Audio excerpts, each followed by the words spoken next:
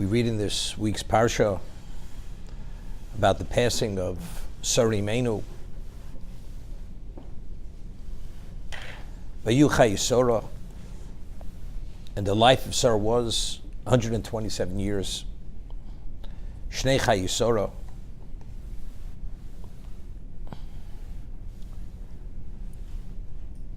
Rashi cites Chazal, Midrash.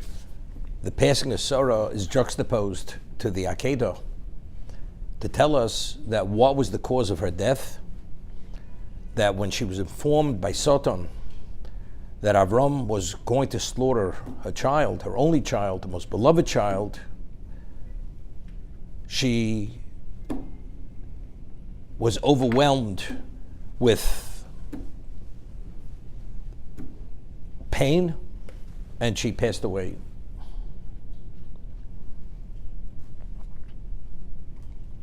The shock was too much for her. He didn't say that he slaughtered him. He was about to slaughter him, but she played out their own scenario. And therefore she passed away. I mean, seemingly, Sarah Immortal, as it says earlier, was in prophecy greater than Avram. And if she was greater, that means her spiritual wherewithal was very strong. Avram was told to take his most beloved only child to the Akedah to bring him up as an offering, and he was agreeable to do it. And he was able to deal with it. Sarah Immortal somehow couldn't deal with it. So maybe we'll make a differentiation. Avram was given 3 days till he was actually came to the location to slaughter him. So Chazal tell us what's the reason why God gave him 3 days. Really not for Avram. So people shouldn't say that the reason why he slaughtered his son, if it would be immediately, that he became totally overwhelmed. He acted irrationally, irresponsibly, and that's why he slaughtered his son. So God gave him 3 days. It was a 3-day trek till he showed him the mountain, which had the cloud over the mountain. So Avram had plenty of time to consider, reconsider endless times over. So when he did it, it was with total clarity, with conviction, and it was a decision which he made. So it can't be ascribed to anything but being his true choice, being a stable person. So it's not because Avram had time to process it. It wasn't for Avram, it was for others. Others shouldn't say. So seemingly Avram, even if he would have been told immediately slaughter him, he would have. So why for Sarah Immortal was it too much, and for Avram it wasn't too much? You say, but she's a woman. A woman, emotionally, it's a maternal feeling. There's a difference in a father and a mother. Doesn't sound right. That would be the differentiation between the two of them. I always mention, you have a man who's been doing business with another person for 50, 60 years. They've been through thick and thin together. And now his son graduates Harvard Business School MBA, and he says to his son, you could trust this man with your life. He believes in his father, he relies on his father, but factually, although intellectually he fully accepts it and embraces it, but factually, the level of trust the father has, although the son trusts his father and believes his father, it's not the same. Experiential interaction over the years through many scenarios builds an internal reality which the father has, which the son doesn't have. He'll have to inch his way along, and over time he will develop through the interaction and seeing the reality of the integrity of this person and the reliability of the person, and he will come to a certain level of trust where he'll be able to carry through what his father had suggested to him and advised him. There's no question. The Mishnah tells us in Pirkei Avos, Avram was tested with 10 tests. Whatever the first test was the first test Lech Lecho, was the first test the kiln, being thrown into the kiln. Whatever the test was, but it was not the Akedah. If the first test would have been the Akedah, Would have Avram been able to withstand that test? I'm not sure. Life, as we know, as you mature and you have experiences, you become stronger. You mature. You have greater clarity, greater understanding. And there's a continuous internalization of truth. And therefore, when you have a deeper understanding of truth and value, even if the challenge is greater, you can meet that challenge. Avram Avinu, going through all the various steps, and according to the Midrash, Tanchuma, Lech Lecho was the closing test. It started with Lech Lecho as the first test. The last test was Lech Lecho. That means Avram, experientially speaking, he personally went through the tests. Sarah Immortal was a bystander. She wasn't the one who had to meet the challenge. Avram had to meet the challenge. So therefore, for Avram to be able to deal with it, because he went through every one of those steps. Sarah Immortal never went through those steps. Although she was aware, but she didn't go through them. So it could be that's why Avram Avinu was able to deal with it, even on the spur of the moment, and Sarah Immortal wasn't able. It was too overwhelming, too shocking, and therefore she passed away, she expired, for that reason.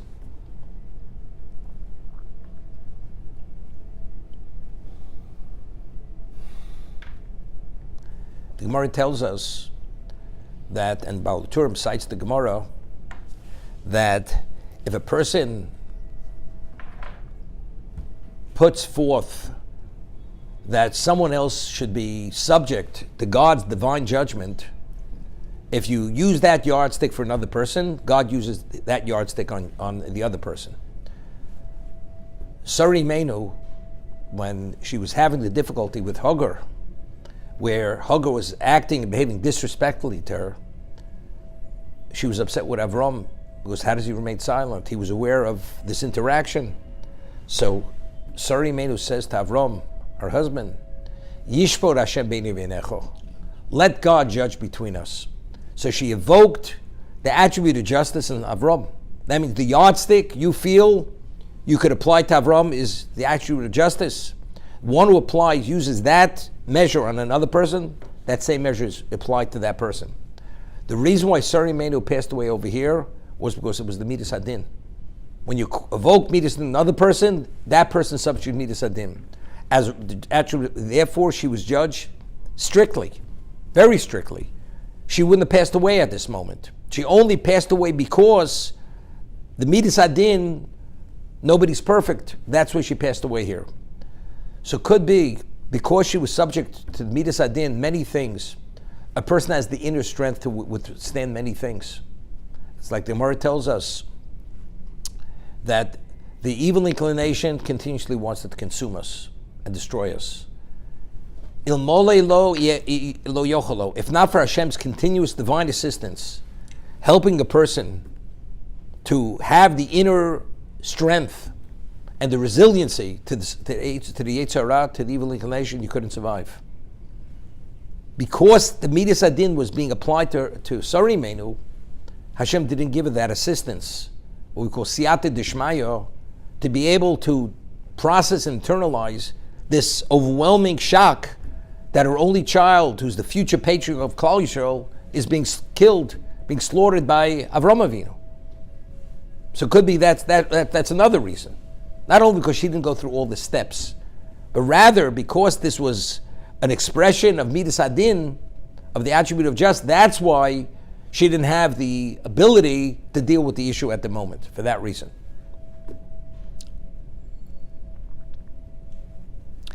Once mentioned the name of the Ksav Sofer, we find that Avram Avinu came back and he realized that Sarah Immortal passed away.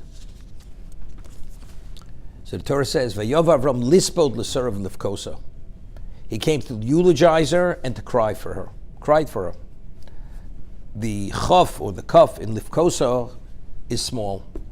Everybody speaks, why is it small? So he says something very interesting, the Ksav Sofer. Avram Avinu was tested with the Akedah, and he withstood the test. But what was the result of succeeding? Hashem guaranteed Avram Avinu that forever till the end of time there's going to be a Jewish people, And if there's ever prosecution upon us, the schus of the Akedah will suppress the attribute of justice and evoke the midas harachmim, the attribute of mercy. Even on Yom Adin, the day of judgment, which is the harshest judgment, the most exacting judgment, we have the schus of the Akedah that stands by us. We have the shofar shalayil, we have the ram's horn, we blow it, and the moment that horn is blown, the blast is heard, that silences Satan, who's the arch prosecutor of the Klal Yisrael. That's what it is. And Yitzchak, if Yitzchak would have been slaughtered, there's no patriarch. There's no patriarch, there's no Klal Yisrael. That Hashem says, when originally I told you, Halei La'olah, bring him up as a burnt offering, I didn't say Shachteu. I didn't say slaughter him. I said, put him on the altar, take him off the altar. He understood, Halei, bring him up as an offering, a burnt offering meant to slaughter him, bring him as a sacrifice. Hashem says, that's not what I meant. So what level of understanding did Avram come to? There's going to be a Klal Yisrael. The objective of creation is going to be met. The objective of creation is Bereshis Bara Elokim, Bishul Torah Shenikras Reishis, Bishul Yisrael Shenikras. There's going to be a Jewish people. The objective of creation is L'chvodi Barosiv. God created this world for my glory. Avram Avinu, who lived every moment of his life, every fiber of his being, only existed for Kavod Shamayim, for God's glory. What level of euphoria, what level of ecstasy, what level of exhilaration did Avram have? He was charged at a level, probably this was the greatest moment of his life, the greatest. All of a sudden he comes back, he's confronted with a tragedy. His partner in life, Avram Megairis HaNoshim, Avram converts the males, Sari Menu is Megairis HaNoshim. She's no longer here. He's devastated. But emotionally speaking, where Avram's coming from, how do you come down to such a low? It's impossible. Humanly, it's not possible. Therefore, the Torah says, it writes the small kuf. The crying wasn't to its fullest extent because humanly, where he was coming from, it was an impossibility. That's what the Torah reveals through the chaf being minimized, the small chaf, that the crying was minimized. So the question is, but what do we draw from this? What clarity does this give us? Okay, tell us a fact. Good. Person wins this is even more, the $1 billion lottery, and then he's told a tragedy happens to take place. But he's so overwhelmed and consumed with his success and what he'll able to, all the good he could do, he has to be, one infringes on the other. There's a certain degree of infringement, emotional infringement. So this is even more so. But what do we learn from this? What are we giving a psychological analysis of what's going on over here? What's the Torah telling us? No, the Torah tells us, I'll tell you an interesting story. The Vilna Gaon was evaluated by Rav Chaim Volozhin, who was his primary student. He was asked, it was known the Vilna Gaon was greater than people generations before him, which was out of the ordinary. Usually we say the generations get smaller. Right. They're diminished, but yet Vilna Gaon outshone previous generations. So they asked Rav Chaim Volozhin, who would he equate his Rebbe, the Vilna Gaon, to in the time of the Rishonim? So he says, maybe Reb Shlomo ben Aderes, who was one of the great earlier commentators, known as the Rashba. That's so the Vilna Gaon, just to understand who he was, every moment, he never slept more than half an hour at a time, 2 hours in a 24-hour period. Let's say he lived his life fully invested, a level not for us to even understand. The Vilna Gaon. So the Vilna Gaon had a nephew who was married and lived in another city. The Vilna Gaon didn't attend the wedding.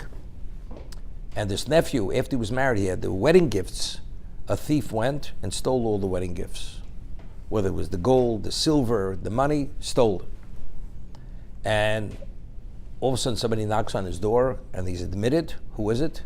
The Vilna Gaon's nephew, who didn't live in Vilna. So he says to his nephew, he's happy to see him, he says, what are you doing here? What are you doing here? He says, I was married recently. A thief stole all my wedding gifts. And I came to Vilna. I heard the thief is in Vilna. I came to seek him out, have him arrested, and get what he stole back from me. So the Vilna Gaon looks at him and says, I can't imagine. You mean to say you're wasting all these weeks and all this bittul Torah you're foregoing something which is invaluable for wedding gifts. The Vilna Gaon couldn't, it's like it's being penny wise and ton foolish. To that degree. Don't you realize the value of time? How do you give up all that time for this? This is something for the moment. This is eternity. That was his. Another person says, what's so wrong what he did? So, but if you Vilna Gaon, you understand the infinite value of time, then you understand how the Vilna Gaon's processing the story. What happened? Another person will say, it doesn't make sense. Avram Avinu, his wife, his partner in his life, he was married to her 80 years, 90 years, maybe more. How does he not grieve for her fully? How is he not consumed with grief? Because if you understand who Avram Avinu was, that every moment, even Sari Menu, they lived not for themselves. They only lived for Kavod Shemayim, for God's glory. That's why he couldn't. So he's not giving me a psychological analysis over here of Avram Avinu. It's telling us when we say, I say Torah Keva, Mlachcha Rai, Torah should be primary and everything else is secondary. This is to quantify Avram Avinu. That's what the small kuf is teaching us. Who is Avram? To understand that he couldn't grieve fully, and it was a full infringement, which is not an infringement, because it's to the contrary. It's the ultimate.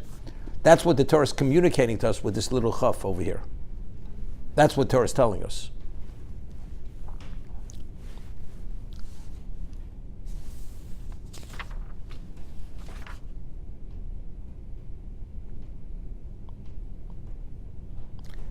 Over here,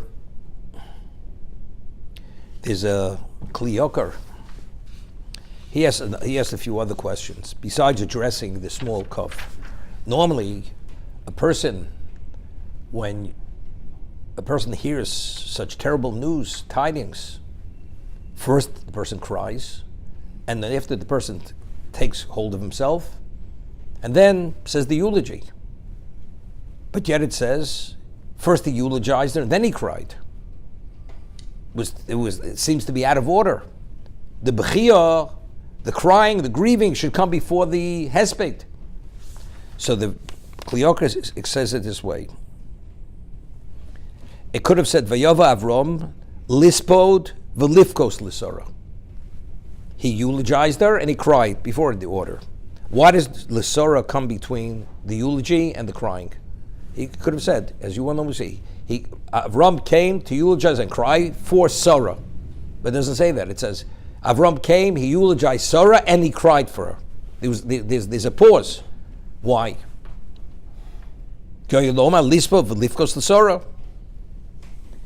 Also,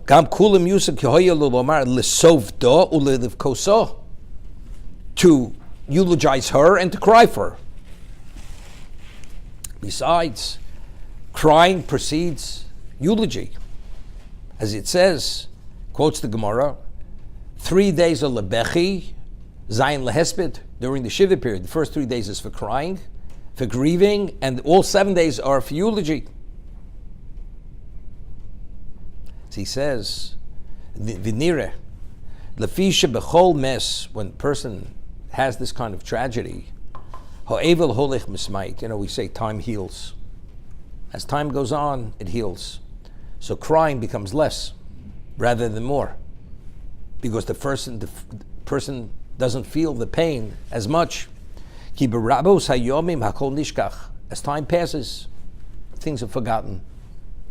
Omnom tzadek zu, but relating to Sari Menu, b'chol yom v'yom higishu b'yosa behedishalah. The more she wasn't here, the more you felt the void. There was a void. Sari Menu, what she did, the place she occupied in the worlds, on the world scene, in people's lives. You say she's away for a day, 2 days. But as it's prolonged, we feel more and more her absence. So the pain gets stronger. So if the pain is more intense, the crying is longer.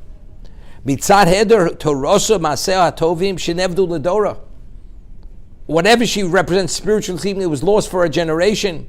In this situation, the grieving, the crying, was prolonged, much longer than someone else. That's firstly. Kol misha meisa ishto rishona. The Gemara says in Sanhedrin, a person who, God forbid, loses his first wife, kilu chorav beis hamikdash. It's like the Beis Hamikdash was destroyed. B'yomov in his day, al kein mitchila bo lispel l'sor bavura. He eulogized her. Avlo bocha leo ki yoda she'osa l'morom l'mokam yokam v'nichbad masher hoyse b'beretz ma'felezu. Why should he cry for her?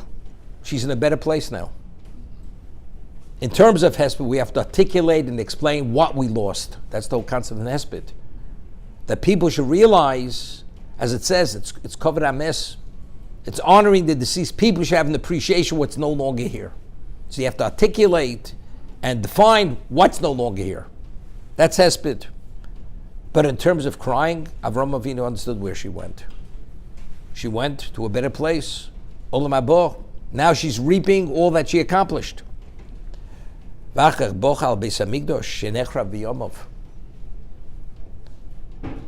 first is we're speaking about her. That's the eulogy. You don't cry for her. Where she is, she's in a better place. But what about she's the equivalent of a Beis Hamikdash? That's already, there's a void. It's a whole different concept. It says when the bias was nechrav, even the angels cried. V'chei doshkel of posuk v'demu atid ma'inai v'alkein hifsik b'milos l'soro v'shabechi hoy al shenid malo ki'ilu nechrav beis hamikdash b'yom. That's why it says, if it would have said l'spod l'soro v'livkoso l'sof to livkos and soro wouldn't have separated, I'd say the eulogy and the crying is for the same thing. No. The eulogy is to articulate who she is. The crying is a separate crying. That's the void. The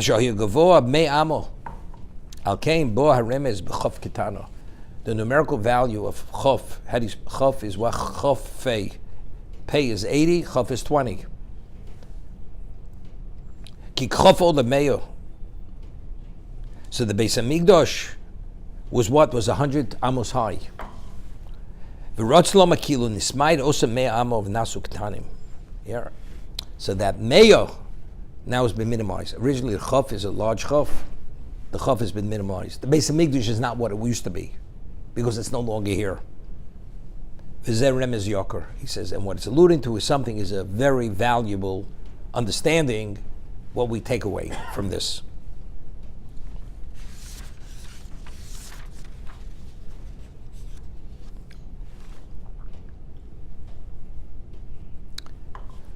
The pasuk says she lived 127 years. Then it concludes Shnei Chai Yisora. These were the years of Sorah. Well, if a person lives 127 years, evidently that's his life. So what's the conclusion? These are the years of Sorah.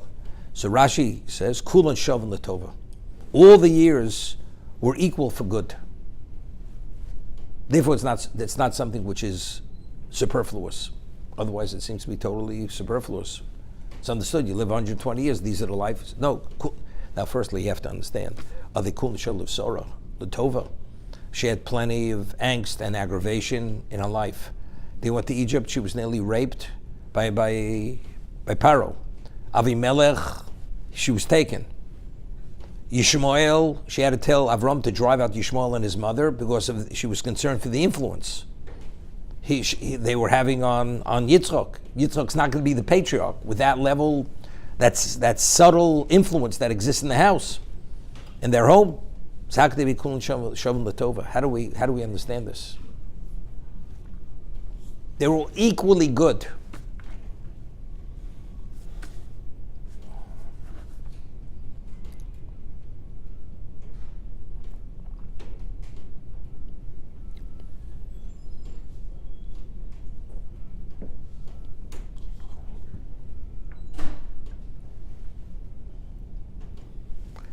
The Gemara tells us in Brochos that if a person experiences something exceptionally good, one says Shechianu. If God forbid a person experiences a tragedy, even a financial loss, one is made aware his ship went down on sea with his cargo, which is a tremendous financial loss, one says Daina Emes. God forbid a person dies, close relative, one says Daina Emes. God is the true judge, although we don't understand it. Why? But if we say Kol ma dovid Rachman l'tavovad, whatever God does is in the ultimate good, so there's no difference whether a person has financial success or, God forbid, financial loss. It's all equally as good. Maybe even the loss has greater good than the acquisition. But yet we say Daina Emes, God forbid, if a tragedy happens, and we say Shechianu if something positive happens, that we process it positively. What's the reason? Because factually we have to deal with our reality. Shechianu, we experience the positive effect on us. There's a simcha, there's a joy. As human beings, because we don't understand the ways of Hashem, why it's in the best interest to have a loss, to have a tragedy. So all we could say is, based on our belief, Hashem's the true judge, He's everything, there's no iniquity, chas v'sholem, in His justice. It's in the absolute level, He is the true judge. Okay? Gamzu Latova. If a person would be able to fully understand the value of something, he'd be ecstatic. He wouldn't be fazed, even by a loss. You would say, Shechianu on the losses, you say it on success. The Gemara tells us in Tainis about Nochem Ish Gamzu. He was Rabbi Kiva's Rebbe. Nochem, the man of Gamzu. Everything was Gamzu Latova. He's going to the gallows to be killed. No problem. Gamzu Latova. Everything he did, he processed, the internal was Gamzu Latova. Sorry, Menu. Whatever she experienced in her life, even though there's pain, suffering, worry, whatever it may be, Kul Nishav Latova. There was no difference between 1, 2, 3, everything's the same. All the same. It's not conceptually, it's Latova. She was able to internalize that it was Latova. Kul Latova. Shovin. Shovin means, and the Mechaber rules, because it's same, says Keshem Shemvorchen ala Tov, Vorchen ala Ra. As one says the bracha on goodness, identically, and the Shulchan Aruch says, as one says Shechianu in a state of joy, you have to say it with a state of simcha, even God forbid. You accept it, you embrace it, without a problem. You truly feel that we, although we don't understand, that's cool, Shavuot Tova. But of course, Sori May will say Shovin, identical. With us, even if a person accepts it, embraces it, how could it be Shovin? There's something there, but her, it was exactly the same. It was all the same. That's Rashi. There's a famous Orach Chaim HaKodesh over here. He says, there's a question, when Sarah Imeinu passed away, was she meant to live more than 127 years, except, unfortunately, her life was cut short because of what Satan had informed her that Yitzchak was being killed? Or no, she was only meant to live 127 years, except the way she died was with pain. It was the way. She could have just passed away suddenly. It didn't have to be through being overwhelmed with the shock and having such a terrible confrontation with something which wasn't true, which the scenario was just played out in her mind. So he says, if you're of the opinion she was meant to live longer, let's say she was meant to live 180 years. That's how long she was meant to live. So if she dies at 127 years, that means she's actually being shortchanged. Her life is cut off so many years, all the mitzvahs, all the good she could have accomplished all those years. She lost all those years. Hashem, the way he deals with tzaddikim, he counts them as if she would have lived during the years. There's no question that God knows she would have fully invested them in Torah mitzvahs. Therefore, all those years that she didn't live accrue to her as if she lived them. In the words of the Orach Chaim HaKodesh, Ulfi mashver shal dei sibas absur ololo chayeo pochos mashoyu. As a result of what happened, being informed, her life was shortened. Yechaven odia mishpat hachesed asher yishpor HaKadosh Baruch Hu lididov. He wants to inform us the justice of chesed, or the approach of chesed, that Hashem gives this judgment lead to his beloved. Ki kol tzaddik shelo hishlim yomov l'siba yudua. Any tzaddik who did not fulfill his life for whatever reason, God has his reasons. Lo yigra Hashem mitzadik masho imarviach ilu chai shonov shleimim. He will not detract from the record of the tzaddik as if he would have lived his full life. V'yashlo schoro al hashonim shel Paul ben Dover. And he will give full reward for those years, although he did nothing during those years because he wasn't alive. Yom Elov, Ilu hayisi chai, because the tzaddik could say to Hashem, if I would be alive, Tavosi hoysel l'sagul davatov, my only interest and desire would be to bring about only good. For Omro, and therefore the pasuk includes Shnei Chai Yisora, Kiven El Hashor. It's alluding to addressing the other years that she did not live. Koshno Seo Hoyu Chayim Mimeno. All the years that she lived, that Shnei Chai Yisora, she enlivened those years that she didn't live, as if she did live them. Viru Mechvodo. It's interesting. Last week's parsha we read about Yishmael and his mother being driven from the house, and it says that Sori Menu had given an ayin hora to Yishmael, and he had a very serious fever, and the flask of water and the bread which they would give the water, a person who's not well runs fever, drinks the water, and they were in the desert. He was dying of thirst.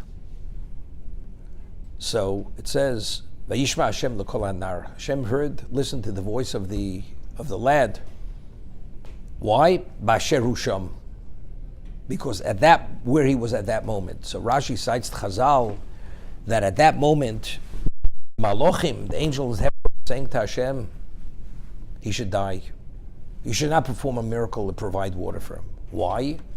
Because in the future, after the Churban Bayis Rishon, the first place which will be destroyed, and the Jews are going to be taken in captivity to Bavel, to Babylon, and that they're going to be thirsty and hungry, they're going to ask their captors to say, could you take us to our cousins, the Arabs?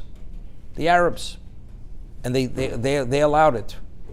And the Arabs, they fed them salty meat, and they thought they were having water because they were parched, especially because of salty meat.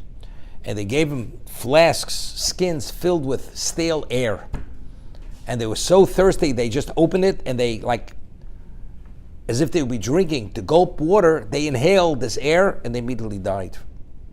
So the angels say to Hashem, you're going to let this man live? Look at the tragedies that are going to come down the pike. In the future, the descendants of Yishmael are going to cause all this, will destroy your children. So Hashem says to the angels, Tzaddik or Rasha? At this moment, what is he? Is he a tzaddik now or Rasha? So he said, tzaddik. He said, if that's the case, the judgment is, we'll perform a miracle. Despite what's going to happen in the future. So the obvious question is, they're saying, why should he die now? Because the Arabs, generations later, are going to kill your children. But if he dies now, there are no generations later. So how could they kill his children? There are no Arabs. They say, we foresee, that's what his children are going to do. Therefore he should die now, but if he dies now, how do they see in the future? That means those generations are not going to be there. Just a simple understanding. What they were saying was this.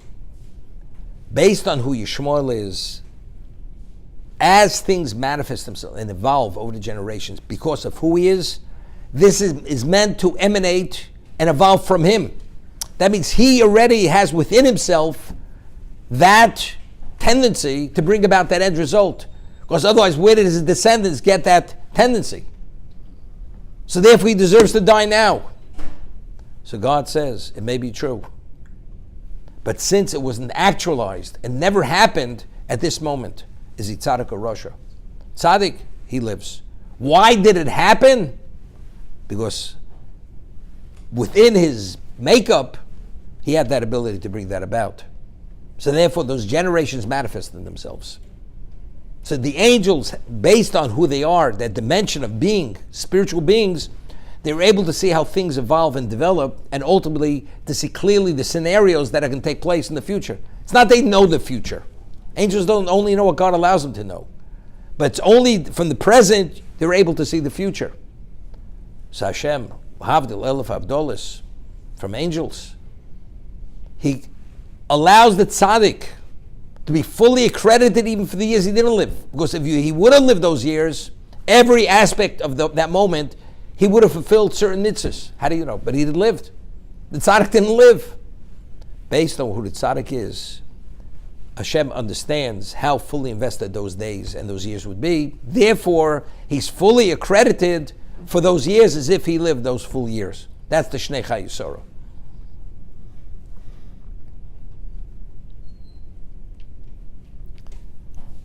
You know, the Gemara says that a person who wanted to do a mitzvah and he wasn't able to do the mitzvah, he's accredited as if he did the mitzvah. It's referred to HaKadosh Baruch Hu Mitzaref Machshava Tova L'Maseh. Hashem attributes a good thought as if it was actualized through an action. Right? So this is taking it many steps further. A person dies. You don't have a greater onus than a person dies. He died, he can't go further. But it's the Machshava Tova. This tzaddik, if he'd be alive, what would he want to do with the years?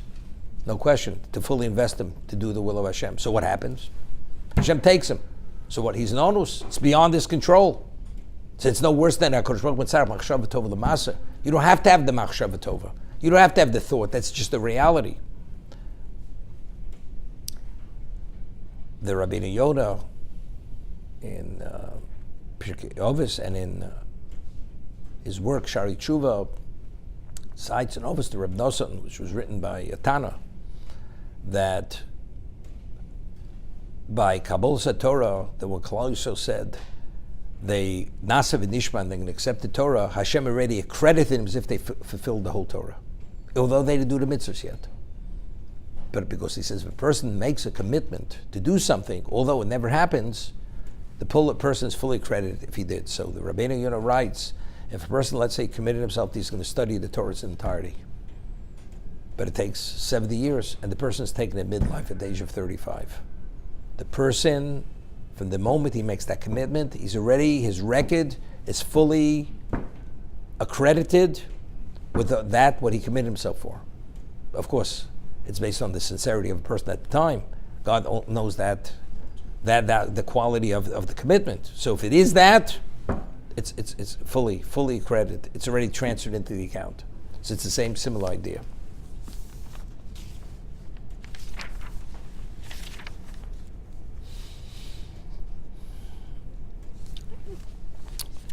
Avraham Avinu looks for a burial plot, and he understands what exactly he wants. He wants the Marsa Machpelah, and somebody has to speak to Ephraim. So he addresses the issue to Bnei Ches, they're the Hittites.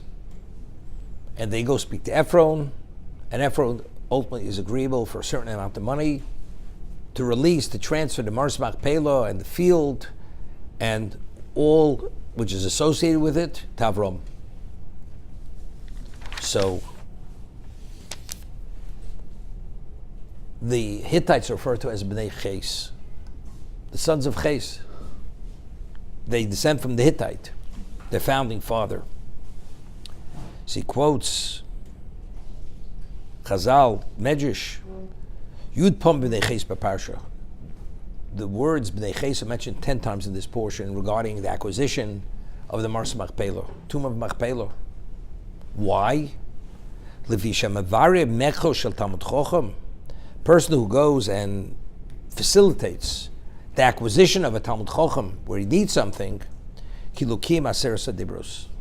It has the value as if he fulfilled Aseres Adibros. What does one thing have to do with another? Sheyesh ba in Yud Pam Ches. Because the letter Ches is mentioned 10 times in the Aseres Adibros. So why is the Torah repeating b'nei ches? It could have said they, but it just repeats it 10 times to tell us that if you go and facilitate it and establish the acquisition of what the Talmud Chacham wants, God vows like you filled the 10 Commandments to that degree. I mean, maybe you would say, a person who goes and facilitates the will of a person like Avram Avinu, this is Avram Avinu, and the purpose, what was the purpose of the Marsa Machpelah? Because that was the gateway to where, as Rabbeinu Bachi says, that all the Neshamas ascend directly without any interference. And that's why Adam and Chava are buried in the Marsa Machpelah, because that's the direct ascent to Olam Haba, to the world to come. That's why he wanted it. He'd say, it's Avram Avinu, and it's that particular. That's the reason why it has that special value. But another level of acquisition, or another person, who's not, maybe not. But evidently, if the Torah went, and there's something for us to learn from this. That means we're drawing for it for something which is not the Marsa Machpelah, and it's not one of the founding patriarchs. It's not Avram Avinu. So what do we draw from this? That if a person has a similar classification as Avram Avinu, he's a Talmud Chacham, it's Kilu Kiyem Aser Sadibros. It's as if he fulfilled the 10 Commandments. Now the difficulty is, what does this have? What realms does this have to Aser Sadibros? What does it have to do with it?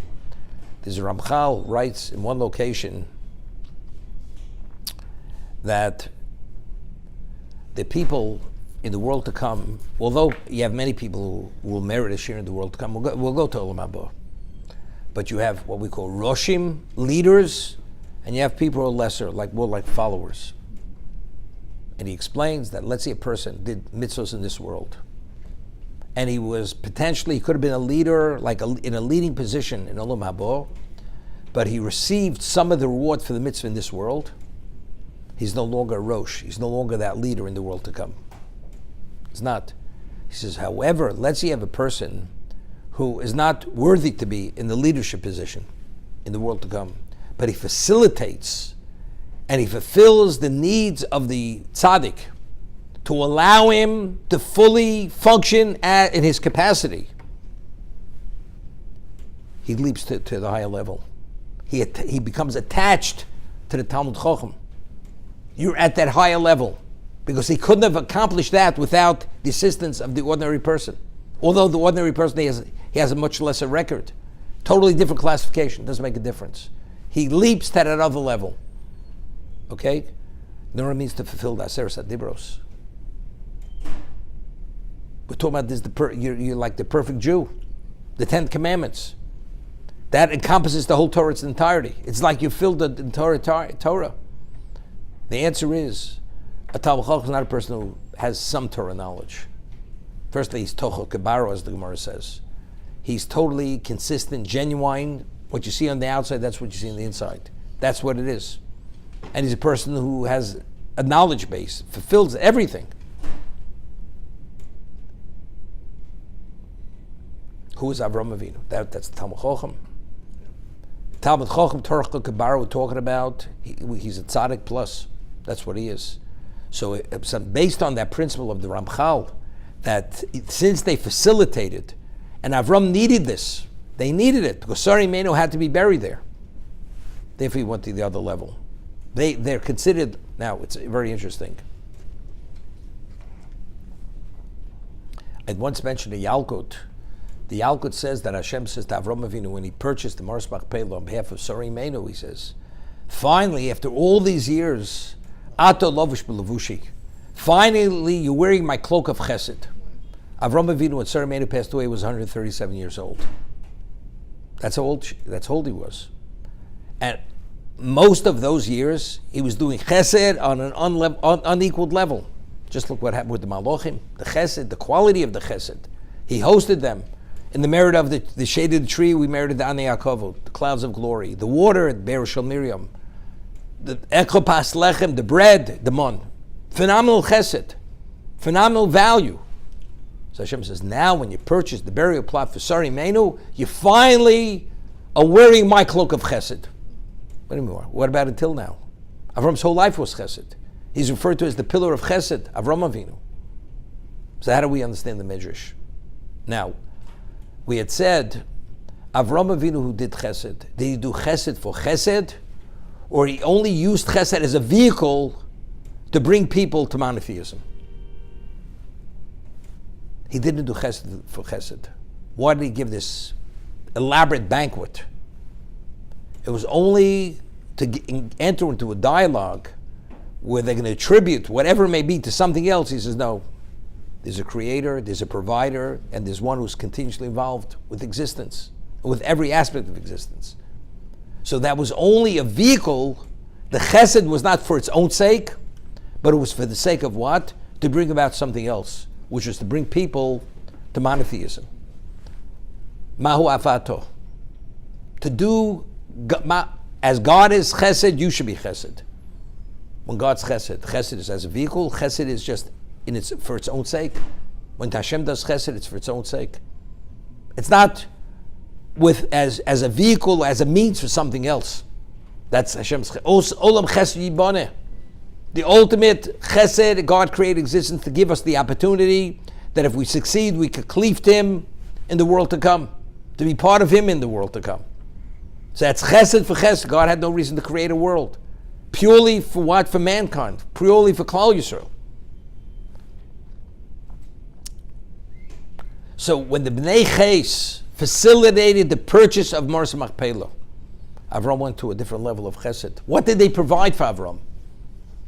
They did chesed, but what did they provide? That this is the first time in his life that he's doing chesed for the sake of chesed when he's burying Sarah Imenu. Because here, there's nothing other than to accommodate her needs, her burial needs, in the most special location. Nothing bad. So as a result of this is chesed for chesed. So here they were Makai Meklosh Talmud Chochem.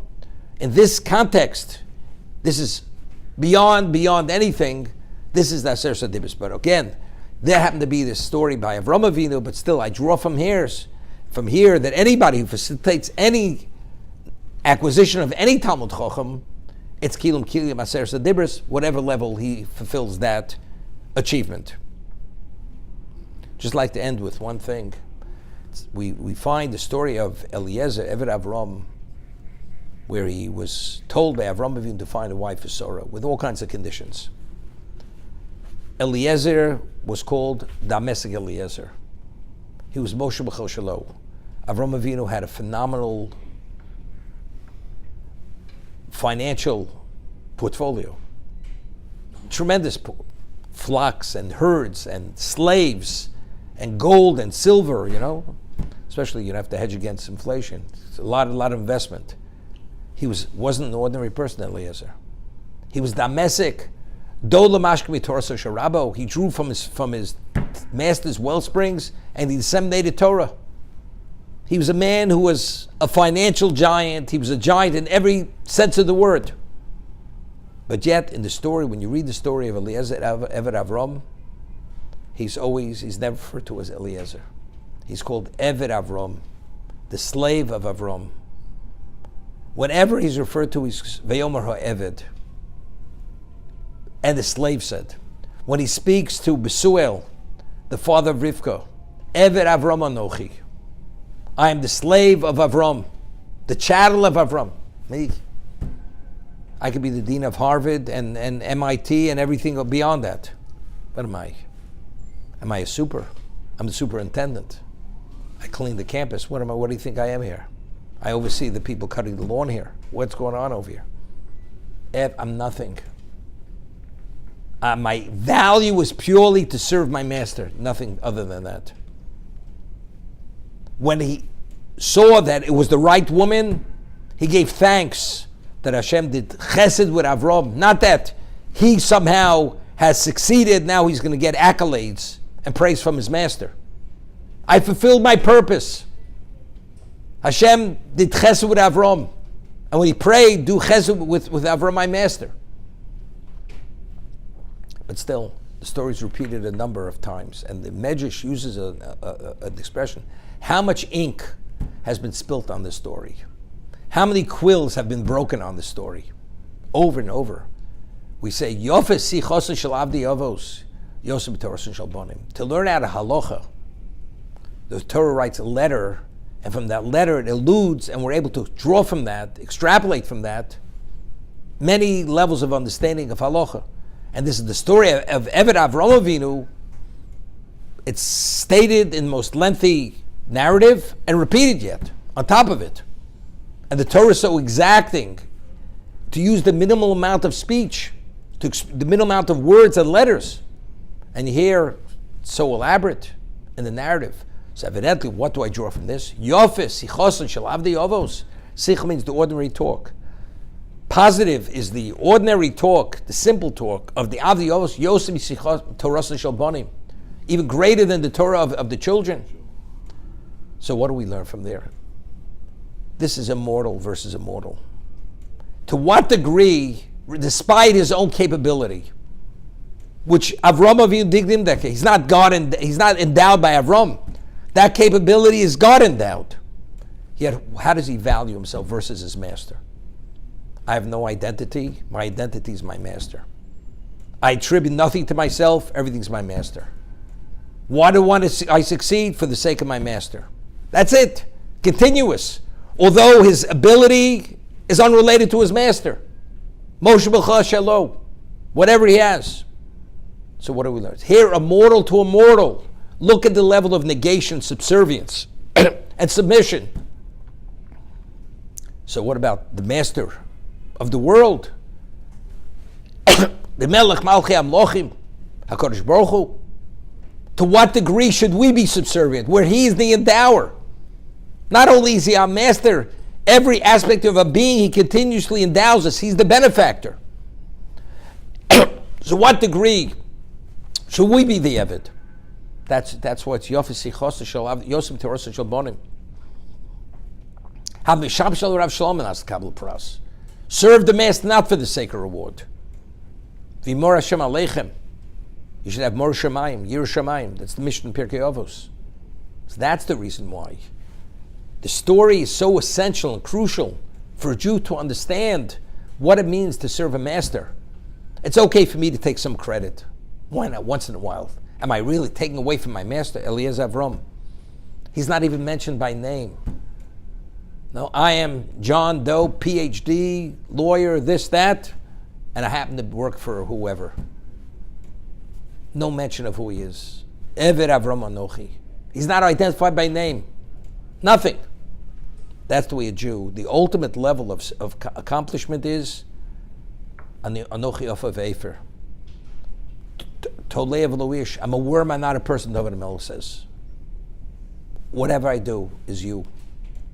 You are everything, because if not for you, I'd be nothing. And it's continuous you.